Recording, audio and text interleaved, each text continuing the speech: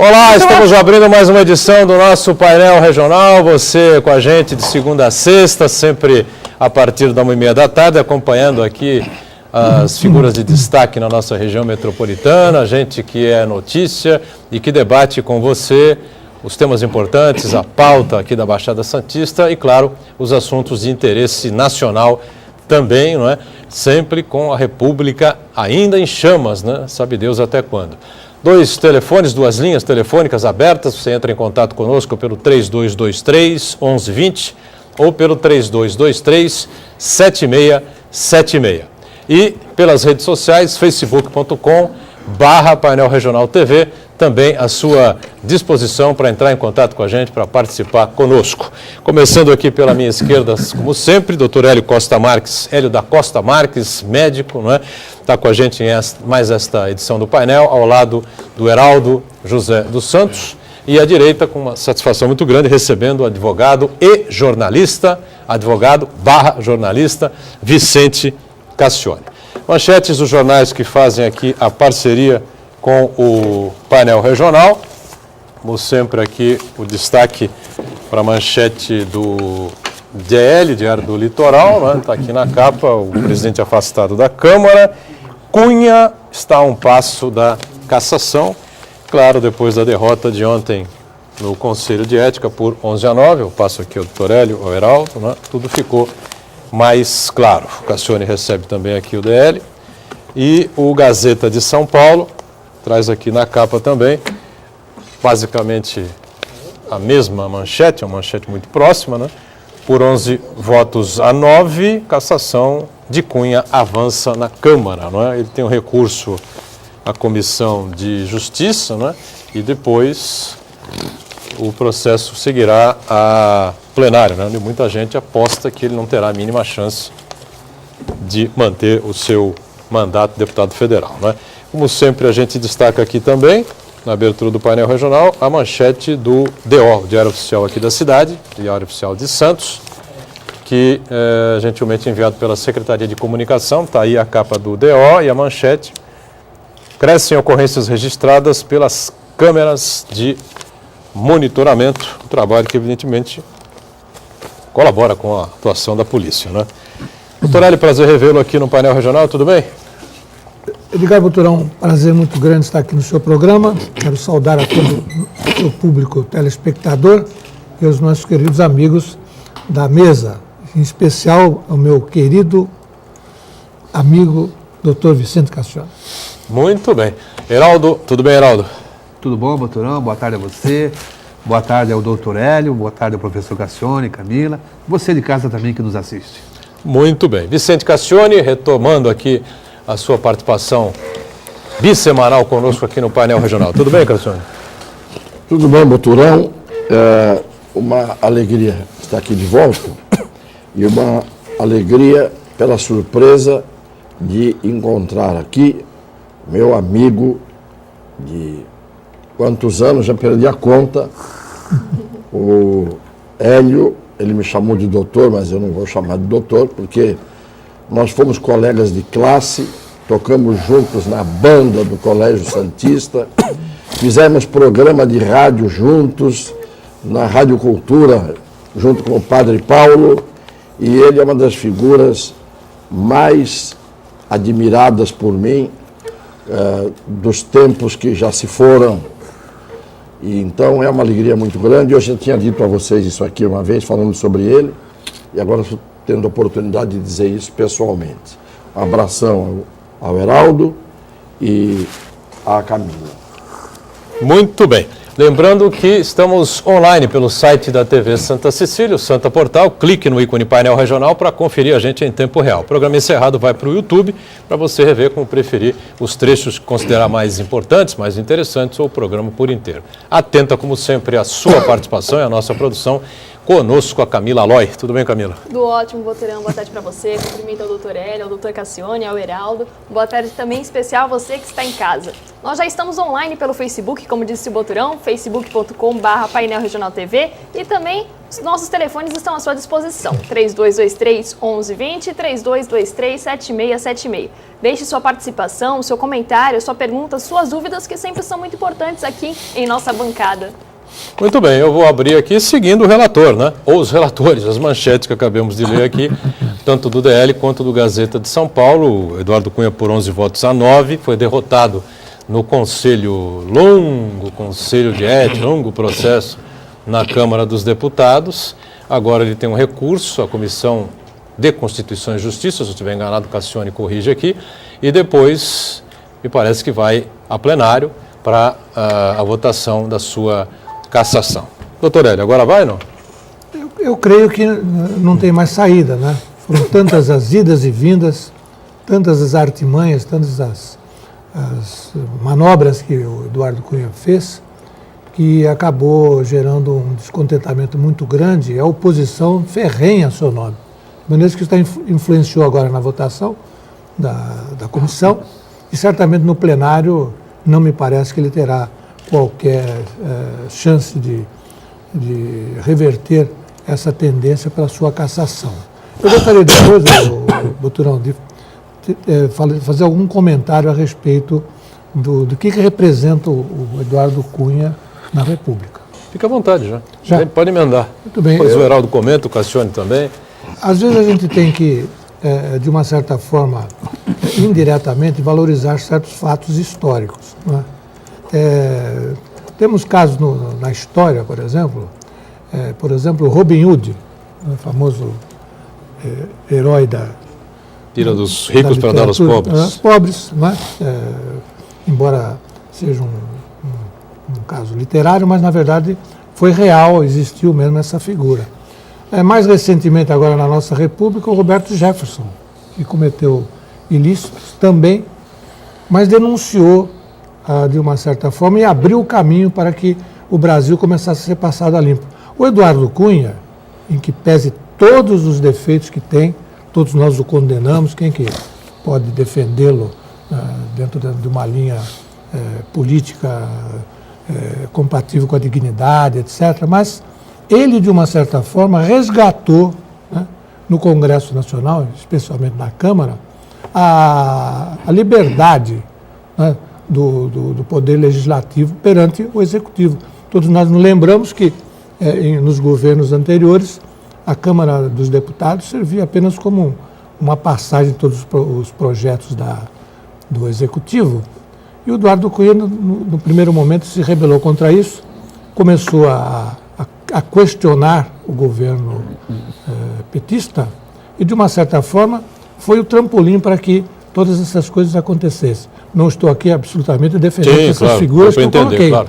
Mas, de uma certa forma, este fato histórico tem que ser relembrado para que no futuro a gente tenha uma compreensão melhor das coisas que têm acontecido no país. Heraldo, agora foi o Eduardo Cunha mesmo, não? Ou vai?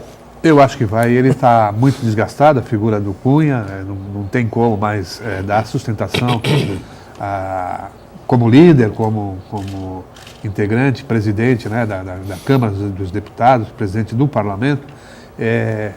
Tentou-se aí nesse colégio, né, nessa comissão, aliviar, né, aplicá-lo uma pena, vamos dizer assim, leve, mas não surtiu o efeito desejado, está sendo bombardeado tudo quanto é lado, e eu acredito que ele não vai se sustentar.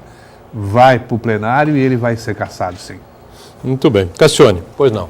Com um amplo conhecimento dos corredores e bastidores do Congresso, bom, acho que não precisa nem tanto para chegar a uma conclusão agora. Agora vai? Não, eu acho que é pior. Quando a gente conhece muito alguma coisa, a gente se engana mais facilmente. Porque o que é óbvio, o que é esperado, o que é perspectiva, o que é conhecido por antecipação, no Congresso Nacional, no dia seguinte, muda.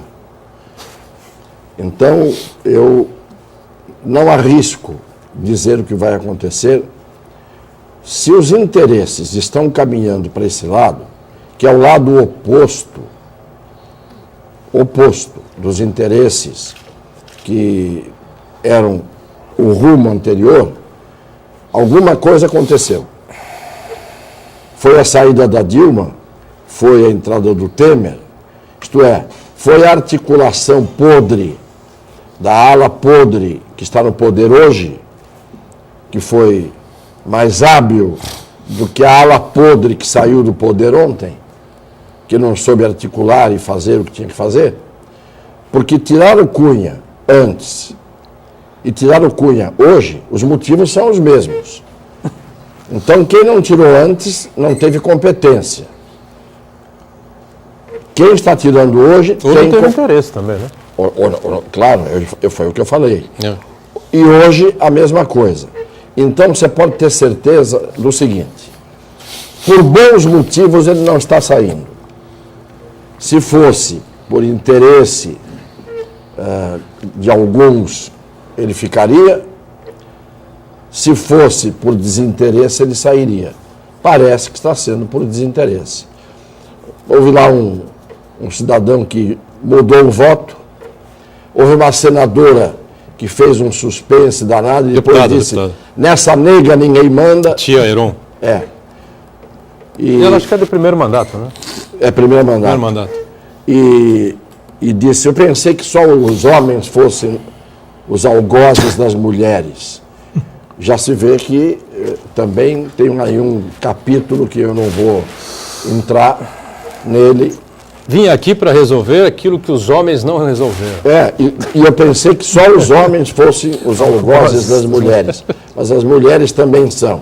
Então, para ela, todos são algozes.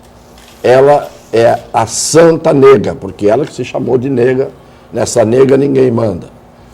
Então, é uma baixaria que não tem o que se dizer, é um processo que apodrece, sem precisar. Pode-se tirar alguém com dignidade, cumprindo o regimento, cada um dizendo coisa com coisa. Né?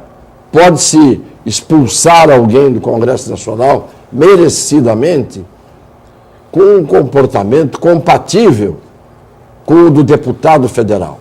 Eu fui deputado federal e tenho orgulho, sempre digo isso, de ter sido deputado federal.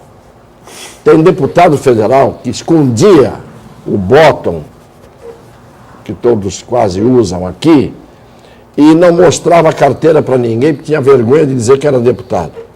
Eu tenho orgulho de ter sido deputado federal.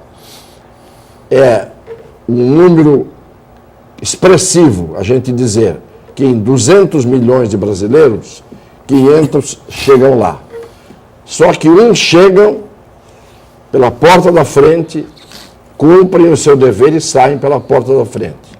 Outros entram pela porta dos fundos e saem defenestrados, como se fosse uma defecação cívica.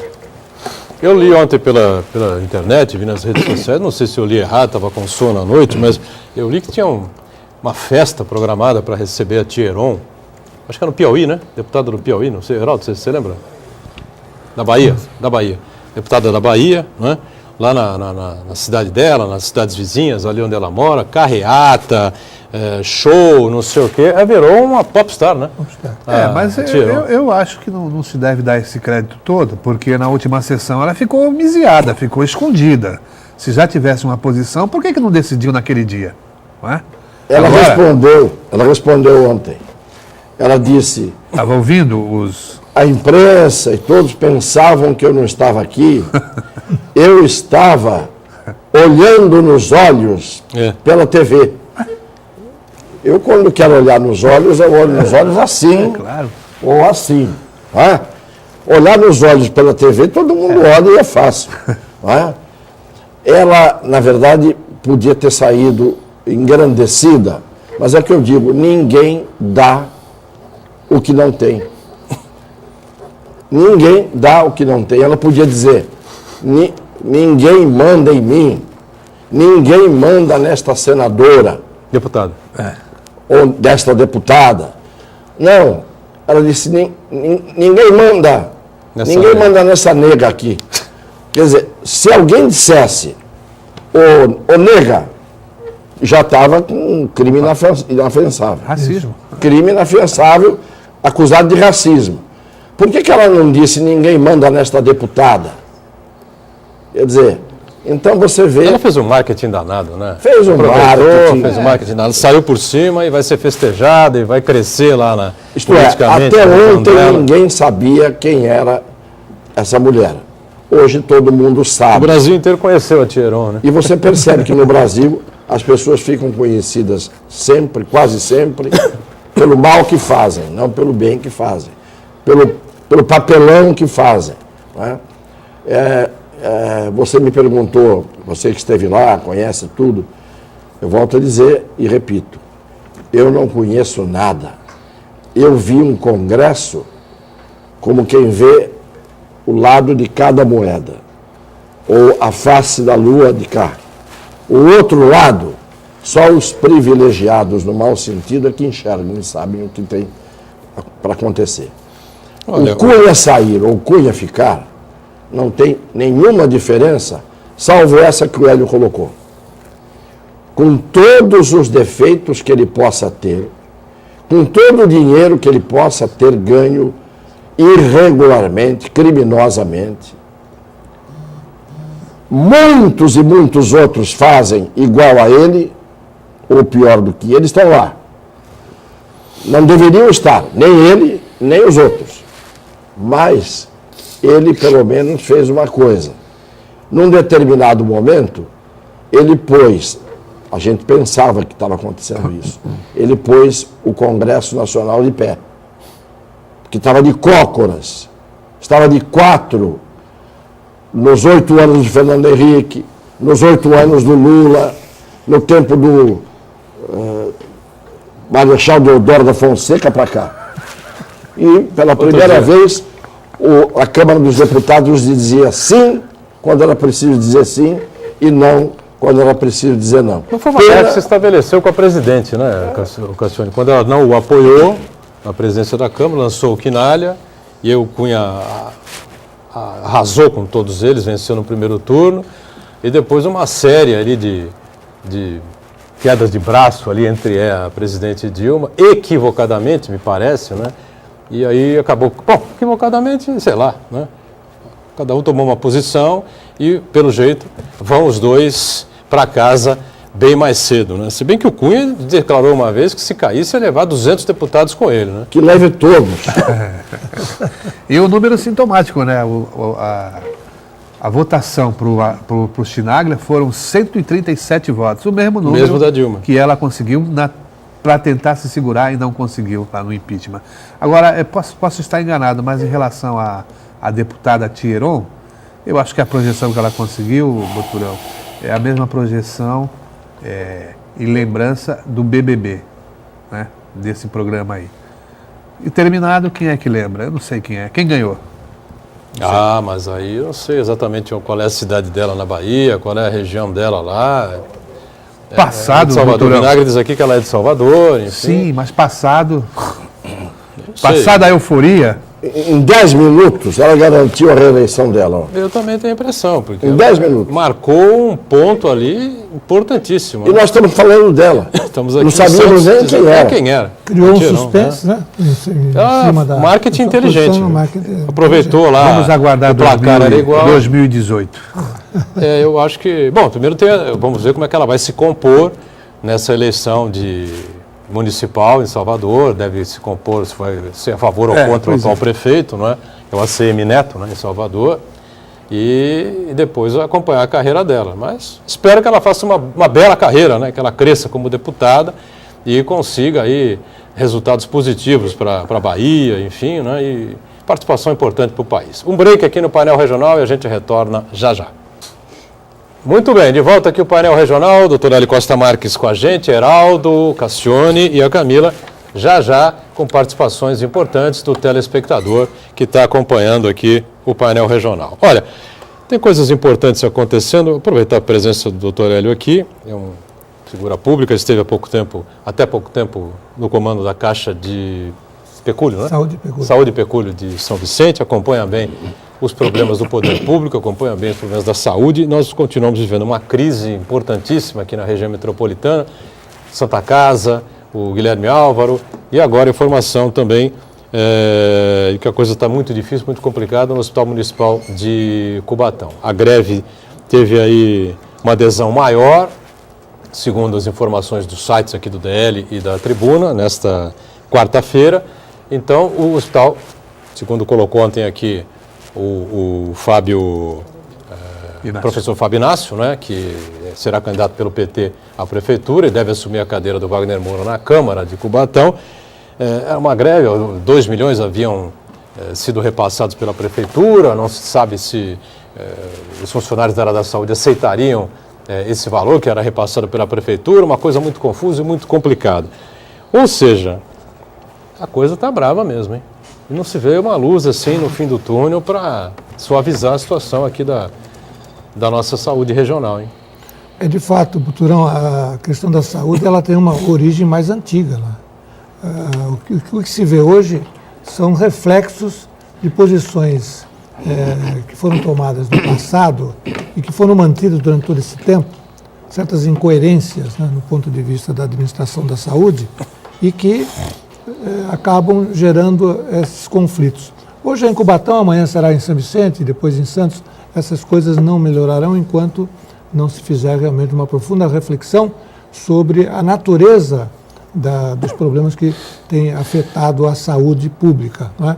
Acho, e tenho repetidamente falado, defendo há muitos anos essa ideia, aqui mesmo no seu programa já tive a oportunidade de citar, que na saúde pública nós temos que inverter as prioridades, temos que começar a investir fortemente em cima da saúde básica, na prevenção das doenças e não procurar correndo leitos de UTI quando aquelas pessoas que precisam hoje de uma UTI poderiam ter sido curadas anteriormente na saúde básica e não chegariam nas complicações que aí estão. Os recursos são poucos. Seria investimento na prevenção, então. Prevenção. Mas isso é uma questão nacional. O Brasil não faz isso. Não estamos dizendo que seja daqui, mas como eu digo, outro, né? É uma inversão de valores, né? As prioridades foram mal definidas e com isso a população paga um preço altíssimo porque não tem assistência precaríssima, né? Então, eu insisto nesse ponto. E, por outro lado, digo o seguinte, que a administração da saúde, especialmente no que diz respeito às coisas mais complexas, é irreversível a relação hoje do poder público e o privado, né? Nós temos que pensar seriamente nisso. Acho que a iniciativa privada pode participar e quando ela participa bem. O que se teme é exatamente a não fiscalização do chamado terceiro setor quando trabalha dentro do serviço público. Então, temos que ter mecanismos de controle, né, de fiscalização e tenho a certeza absoluta que esse é o caminho que nós temos que seguir. Saúde básica, em primeiro lugar. Os UBSs, os programas da Estratégia da Saúde da Família devem ser perfeitamente incentivados, né? As unidades de atendimento às especialidades e as coisas mais complexas, como os hospitais e outras unidades, fazer as chamadas parcerias público-privadas, né? E o concurso do terceiro setor com as OSs que estão aí, algumas sérias, que podem participar perfeitamente da administração da saúde. Essa é a nossa posição. O que a gente percebe claramente, né, o Cassione sabe muito bem disso e o Heraldo, é que todos os municípios reclamam da mesma coisa, falta de verba. Os hospitais precisam de uma injeção financeira para sanear ali alguma dívidas que são antigas, não é? Santa Casa é um, HGA é outro, e vários outros. O Hospital de Cubatão está aí reclamando, São José a mesma coisa. Enfim, todos os hospitais regionais e vários outros pelo estado afora, pelo país afora. E a reclamação sempre é a mesma, né, Heraldo? Que a gente ouve aqui. De fato, dentro dessa linha que o doutor Hélio explanou, falta realmente uma atenção maior para a saúde básica, né? Porque, veja, as policlínicas estão vazias, mas você passa num pronto-socorro numa UBS aí dessa, está cheio lá. Ponto de, na semana passada, nós tivemos aí uma notícia de que o atendimento demorou 5 horas. Quer dizer, e muitas vezes os pacientes que vão para essas unidades poderiam muito bem ser atendidos, né, na rede básica de saúde. Se houvesse um atendimento, Santos já teve, né, uma rede de policlínicas que funcionou e funcionou muito bem. Só que esse modelo foi desmontado. Quer dizer, parece que o que é bom na política, porque veio ou foi lançado por outro partido, se desmonta, se desconstrói e a população fica sofrendo. Quer dizer, e não vai haver dinheiro suficiente para investir. Se cada uma dessas cidades, Cubatão, São Vicente, Peruíbe, Itanhaém, quiser um hospital regional, aonde vai vir esse dinheiro todo? Não tem como, não há como. Cassione, que já esteve lá brigando pelo dinheiro dos hospitais da região metropolitana, de onde é que vem esse dinheiro, afinal? Se é que vem um dia. Sempre veio de esmola, pingadinho. Né? Nunca houve um dinheiro substancial, nem para construir um hospital, nem para reformar um hospital, nem para estruturar um hospital como deveria ser. O dinheiro que vinha era para tampar o buraco, que era o buraco era o ralo por onde ia cair o hospital. Dentro dele, fechando as portas. Isso aconteceu com o São José, o Hélio deve lembrar, em São Vicente, que chegou a fechar um período. Foi. Aí eu consegui dinheiro lá com o Serra deu um dinheiro para o São José reabriu. Serra ministro, né? Serra ministro do Planejamento. Depois, a Santa Casa, 2 ou 3 ou 4 vezes a mesma coisa. Vai buscar o dinheiro lá, traz. Porque o das emendas só serve para o deputado fazer carnaval no jornal, dizer, eu estou destinando X% das minhas emendas para o hospital tal. Primeiro que a emenda você faz esse ano, e se ela for liberada, é liberada ou no ano seguinte ou 2 anos depois. Me lembro que uma das brigas que havia no tempo do Lula, presidente, Zé Dirceu, na Casa Civil, com os deputados, que não votavam com eles, era que eles não tinham liberado as emendas de 2 anos antes. Então, a emenda é uma merreca, para dizer o português claro. O que é que você consegue? Para dar para um hospital que precisa de 100 milhões, você traz 4 milhões, 5 milhões. Não faz nada, nem a folha de pagamento você consegue pagar.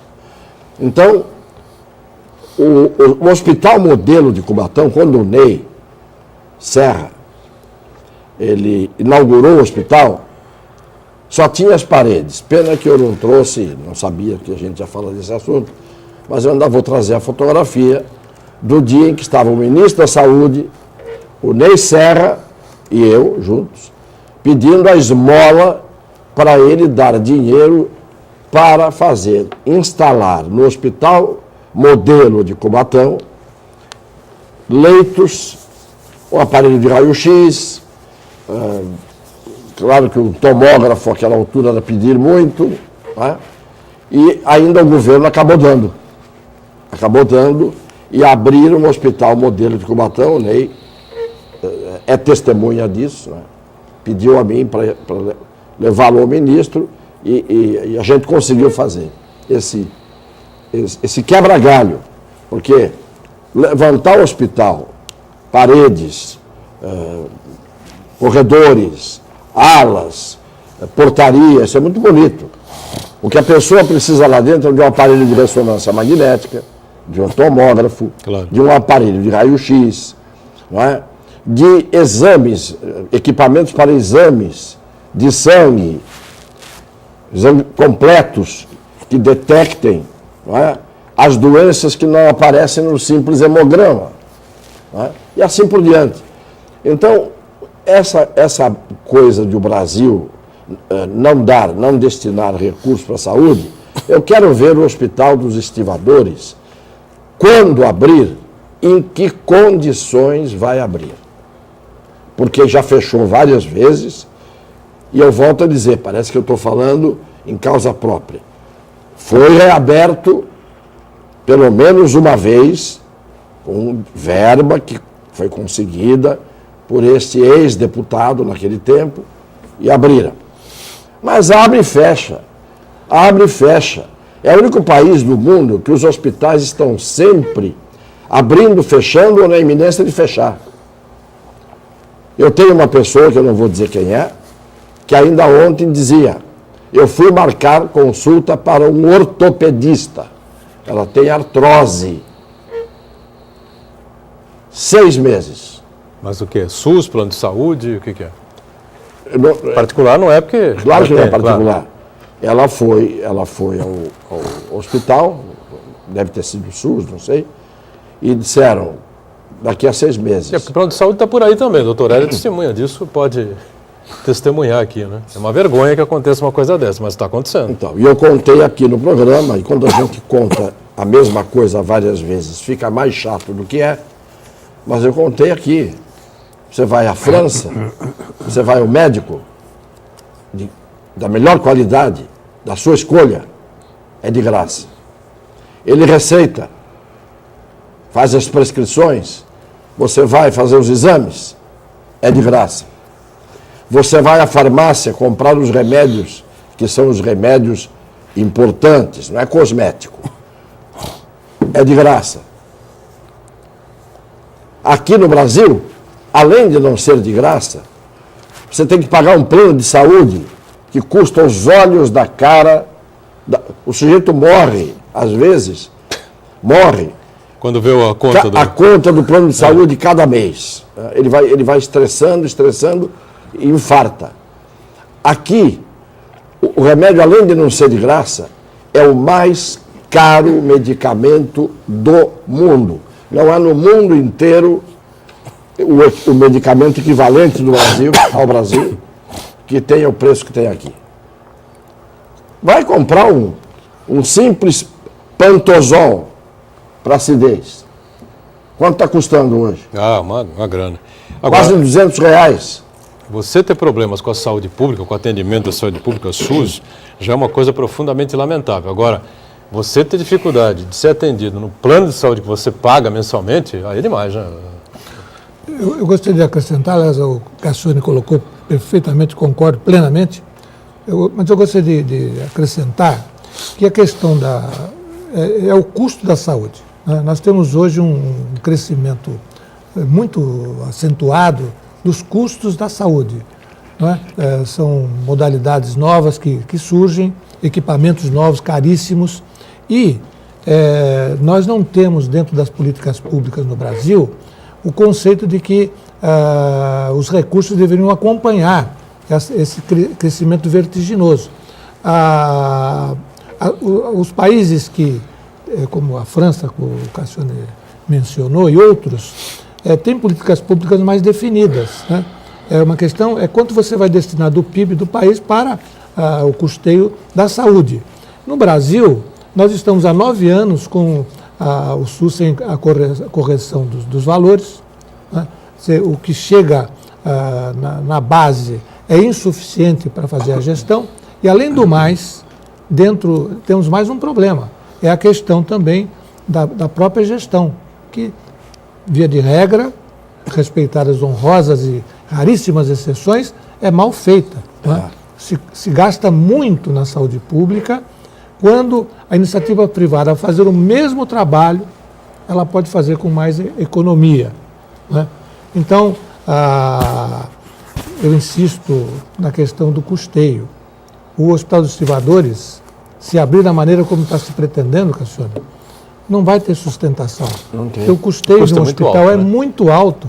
Nós já participamos por inúmeras vezes desse assunto e sentimos essa dificuldade. Por isso que não adianta melhorar a saúde. A questão não é melhorar a saúde, é reformá-la, é trazer novos conceitos na administração, na gestão. Mas, para isso, nós precisamos de políticas públicas oxigenadas, melhoradas, modificadas, para que finalmente a gente consiga chegar um dia, né, a termos uma saúde pública, principalmente, de alta qualidade a ser dado à população. E com relação aos planos de saúde, doutorão, estamos vivendo da mesma questão, né? A ANS aumenta os custos dos planos de saúde numa proporção insuficiente para cobrir os custos sempre crescentes da qualidade do serviço médico e hospitalar. E aí quem paga E aí o que acontece? é o Você trouxa vai no do... médico, ele prescreve alguns exames, você vai e não obtém autorização para a realização desses exames. Quer dizer, trava. Ali todos novamente. dificultam, né, a realização dos exames. Dificulta, Né? lógico. Ah, por que a médica pediu isso? Por que o médico pediu aquilo? Não sei o que. Eu falei, meu amigo, você vai discutir com médico, a receita, com o pedido de exame do médico? Quem é você para... Não, isso tem que passar aqui por alguma... Como é que chama? Tem que ser autorizado aqui pela... Uma auditoria, Auditoria né? interna, auditoria. Não, tem que ser autorizado pelos promotores da Ironman. Seria bom. Ironman, entendeu? O sujeito que estiver no ponto de fazer uma Ironman e ganhar a Ironman, esse não precisa de exame. Tá? Nós, os mortais, que não fazemos Ironman, não ficamos doentes porque queremos. Ninguém fica doente porque quer. É o tipo do hobby que ninguém tem. É o tipo da coisa que ninguém gosta de brincar de ficar doente. Principalmente de certas doenças graves. Né? Então, são escândalos. Agora, para mandar e-mail aos montes para a gente, oferecendo esses planos e oferecendo coisas que depois eles não querem cumprir, eles deviam ser proibidos de mandar e-mails.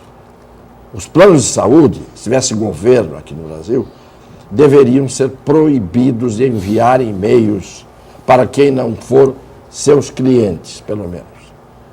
Vender fumaça, né? Como gosta de falar o Banha quando está presente aqui o painel regional. Vamos para o nosso intervalo e a gente retoma na sequência, inclusive com a participação sempre importante do nosso telespectador, tá certo? Já, já. O painel regional está voltando e, como sempre, né, direto e reto com a Camila Aloy, sempre com participações importantes, interessantes, o telespectador que acompanha a gente, né, Camila? Isso mesmo, doutorão. O Marcelo perguntou ao doutor Cassione, ao invés de gastar dinheiro com vários estádios de futebol, por que não são feitos hospitais no lugar, né? Exatamente porque eu repito sempre aqui que nós vivemos numa coisa que tem o nome de país e não é um país. Que parece uma nação, mas não é uma nação. Que tem institucionalmente a denominação de ser um Estado, uma república federativa do Brasil, e não é nada disso. Não é Estado, não é nação, não é país, não é coisa nenhuma. É este Brasil que terminou e que está extinto. O Brasil extinto é o Brasil com o qual nós sonhamos. É o único caso em que o sonho acaba antes de você acordar. Acaba e você não acorda com o pesadelo. O pesadelo é permanente. O Brasil dos nossos sonhos está extinto. Pode ser que alguém construa outro. Eu, pelo menos, não tenho mais idade de sonhar nem com o futuro, nem com o Brasil. Pessimismo? Não sei, talvez seja experiência. E com esse dinheiro todo, construir hospitais não é o bastante. Como disse aqui o doutor Hélio, né? Você precisa mudar uma cultura de saúde, né? Investir no preventivo, porque os hospitais têm um custo muito alto, muito elevado. Não basta você botar o hospital em pé e equipá-lo inteiro. Depois tem que manter esse hospital, de preferência, até o fim dos tempos, né? Para que as pessoas possam ser sempre bem atendidas, né? Uma coisa que é muito complexa. Agora, realmente, investir bilhões e roubalheira, né? Além de tudo, né? Mas ontem o faturamento, essa coisa toda, né? Claro, mas ontem o assunto do dia... Era o Tite. O assunto nacional foi a queda do Dunga, a eliminação do Brasil e a assunção do Tite, provavelmente, né? Então, enquanto nós construímos estádios e damos depois o vexame em cima desses estádios de perder de 7-1 para a Alemanha, e depois que o assunto nacional é a queda do chefe da nação, sim, porque Às vezes as pessoas confundem a seleção com a pátria. Quando eu falei que nós éramos uma pátriazinha, pessoas com o uniforme da CBF, cujo presidente não pode sair do Brasil, porque é ladrão, saíam às ruas todas orgulhosas com a camisa da seleção Canarinho. Olha, para reconstruir o Brasil, tem coisa que não dá para reformar. Tem coisa que você faz como na engenharia. Implode tudo, e tira o entulho, e aí começa de novo a construção. Então nós temos que implodir, voltar a 21 de abril de 1500, 22 de abril de 1500, 22, né? Implodir tudo com os nossos pêsames ao Frei Henrique de Coimbra, ao Cabral e aos seus acompanhantes. Mas é a única solução, não tem jeito. Há muito sentido no que fala o professor Cassione, porque quando você olha para o Parlamento Nacional e você se recorda da sessão de votação lá do impeachment Pelo da Dilma, amor de Deus. E aí você olha aqueles homens, aqueles representantes, aquelas mulheres também, poxa, que esperança que se pode ter, que alento se pode ter num país que tem aqueles homens e aquelas mulheres que a gente depositaria a confiança de melhores dias para o país, mas não há nenhuma, sinceramente não há nenhuma, não é? A expressão do parlamento, a expressão dos nossos ministros, um que leva a mulher para tirar fotos eróticas no seu gabinete, quer dizer, é uma bandalheira geral, realmente não dá, tem que mudar tudo mesmo.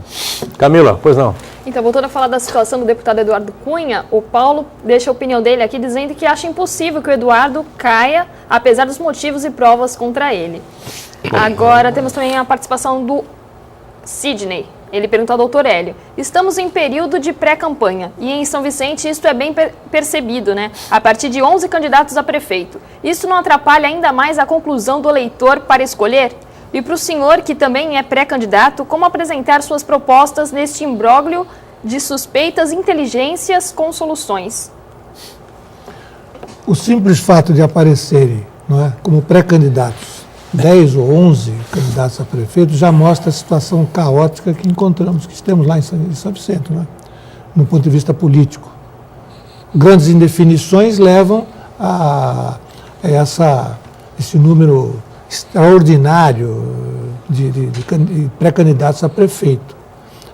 Acho até que entre estes que estão pleiteando o cargo, certamente teremos que encontrar alguém que reúna todas as condições para que o povo possa votar conscientemente e com esperança de que finalmente nós tenhamos lá em São Vicente um governo dos nossos sonhos, para usar a expressão que o Cassione colocou agora, a São Vicente dos nossos sonhos, né? O São Vicente dos meus sonhos é um São Vicente voltado para a população carente da periferia, que não tem recebido o apoio, o interesse dos governos que vem se seguindo para resolver eternos problemas. Mas eu tenho confiança que, ainda nesse período pré-eleitoral, até as convenções agora do mês de julho, nós tenhamos luz sobre a cabeça dos políticos, dos líderes, para que finalmente nós encontremos um caminho. Na minha modesta apresentação, eu procuro colocar sempre esse tema. Acho que a política, e o Cassione está aqui para depois tecer suas considerações, até gostaria de ouvi-lo, porque um mestre em política, como fazer para que a gente possa levar uma mensagem à população e que essa mensagem seja entendida e finalmente os eleitores consigam eleger um parlamento, uma Câmara Municipal à altura das tradições da cidade e uma prefeitura que esteja afinada com os desejos e as necessidades da nossa cidade. Semana passada nós tivemos um programa aqui em que o Fernando Chagas apresentou aqui uma conversa que ele teve com um amigo que trabalha com campanha eleitoral em São Paulo, enfim, numa consultoria, e esse com outras figuras de marketing político, essa coisa toda, né? O Heraldo, acho que participou também, ou acompanhou a gente, né? E o que foi colocado foi o seguinte: acabou essa história, né? A campanha da Dilma, a reeleição da Dilma foi um marco final dessa coisa de você pintar o feio de bonito.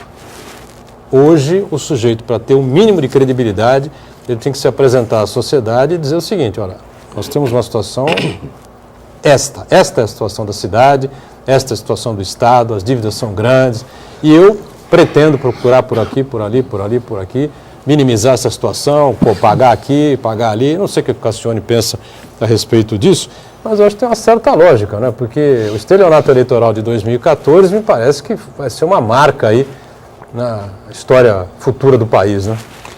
Doutora, deveria ser.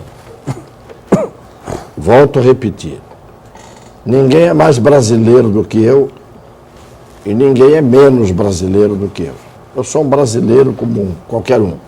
Aliás, o Antônio Maria tinha uma frase que resumia bem a sensação de ser brasileiro. Ele fazia a qualificação, a gente diz, né? Fulano de tal, brasileiro, vírgula, comerciário, vírgula, casado, vírgula, residente na rua tal. O Antônio Maria dizia: brasileiro, profissão esperança.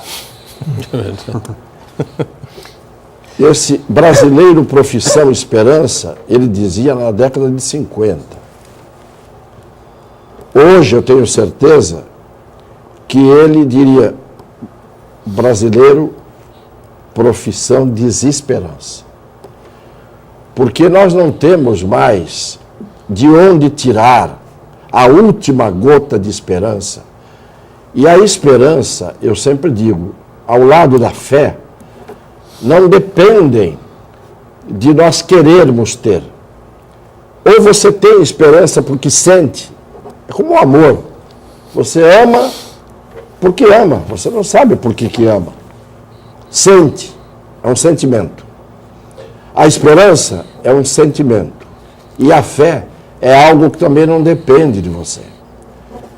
Então, o que eu digo que no Brasil nós não temos é perspectiva.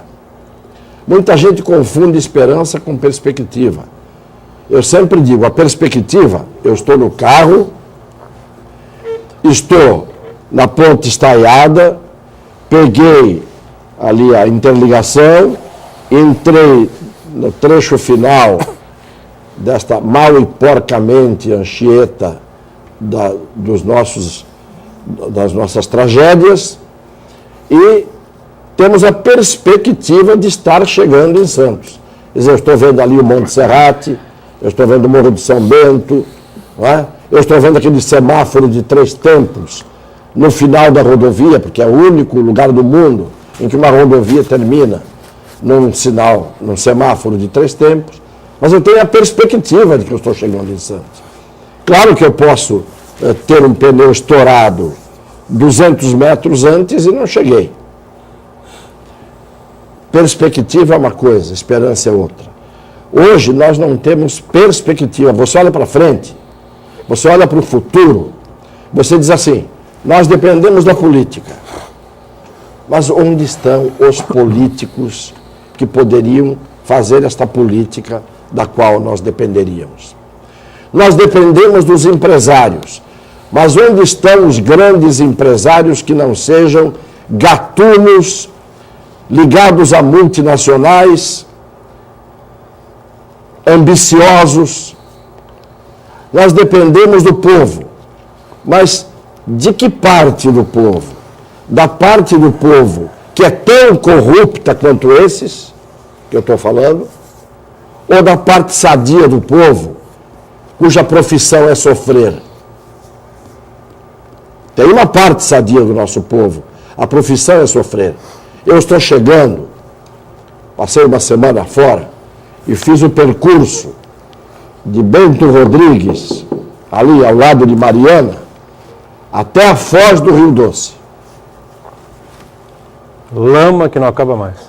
Minha mulher é jornalista, está fazendo uma matéria importante para a televisão francesa, e fomos, eu fui na equipe, e fizemos o percurso. o desalento, o desânimo que você tem naquela hora de ser brasileiro, em qualquer país do mundo, até no Burundi, todos os donos da Samarco, da Vale e Companhia Limitada estariam na cadeia. Na cadeia, todos. Você sabe o que é que você chegar, ter que invadir uma área que está interditada, e aí vem um cidadão e pergunta para um dos moradores que morava lá, que estava conosco, para o seu Barbosa, disse: como é que o senhor entrou aqui? O que o senhor está fazendo aqui? Ele disse assim: eu estou vendo o que sobrou da minha casa. Isso aqui não é seu, isso aqui é meu. Eu morava aqui. O que o senhor está fazendo aqui? Pergunto eu. Vigiando para que os moradores não possam ir às ruínas da sua casa. Vigiando em nome de quem? Em nome da Samarco. Ah, da Samarco. Da Samarco. Depois, falei com um promotor, que é desses que são do bem. E ele disse: eu não tenho certeza, eu não tenho dúvida de que eles já compraram em todo mundo. Deram um cartãozinho para cada morador de Bento Rodrigues, que não existe mais, e esse cartão dá-lhes direito de receber R$1.000 por mês. E um dos moradores, um veterano, disse: o que me adianta eu receber esse cartão aqui, R$1.000 por mês? Foi embora a minha vida. Foi embora a minha história. Foi embora aquilo que era tudo que eu tinha. Acabou. Fomos uma aldeia de índios que eram felizes, os Krenaks.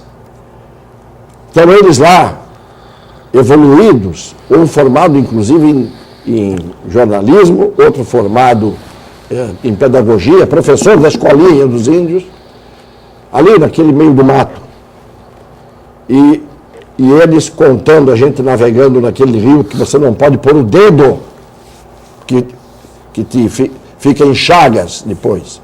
A gente navegando numa canoa no rio, e o índio contando, sem fazer ruído, sem fazer barulho, sem soluço, contando, perguntamos: o que era o rio para você? O Atu. O Atu, na língua deles, é o grande pai, o grande rio, de onde eles tiraram tudo. Tiraram a alegria, tiraram tudo para eles. E ele falava isso, e 2 gotas enormes de lágrimas escorriam. Então, quando você vê isso acontecer, e esses canalhas estão soltos, a barragem começou às 11 da manhã a dar sinais que ia romper, e não avisaram. Sabe o que tem hoje lá, em todo lugar? Placas dizendo: ao ouvir o alarme, corra. Corra. Para onde? Para a lama? Encheram de placas hoje, para um deserto. Então, é triste. Este é o Brasil. Mas os estádios foram construídos, como disse o nosso telespectador, e as novelas continuam. E a Olimpíada. Pão e circo. Vem aí a Olimpíada, não é? E tudo continua como sempre. Então, por isso que eu sou este azedo, eu sou, em vez de Vicente Fernandes Cassione, eu sou Vinagre Fernandes Cassione. Vamos fechando o nosso painel regional, agradecendo aqui o doutor Hélio, o Heraldo sempre conosco, Cassione também, e a Camila diariamente acompanhando a nossa produção e a sua participação. Estamos sempre ao vivo, ao 1h30 da tarde, com a reprise, você sabe, às 8 da noite. Obrigado, tchau.